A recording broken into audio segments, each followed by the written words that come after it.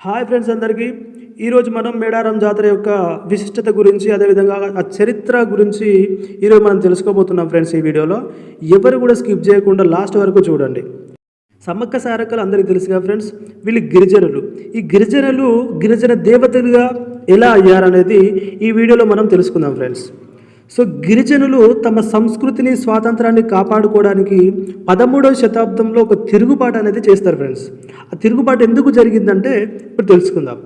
అది మేడారం ప్రాంతం. ఈ మేడారం ప్రాంతానికి చారిత్రక ఆధారాలు ఏవీ లేనప్పటికీ అనేక గాథలు అయితే ప్రచారంలో ఉన్నాయి ఫ్రెండ్స్.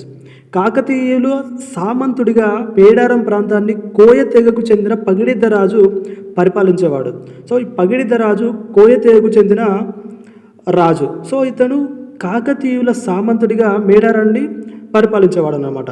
సో అతడి భార్య ఎవరంటే సమ్మక్క. ఫుల్ వీడియో కోసం కింద లింక్ క్లిక్ చేయండి.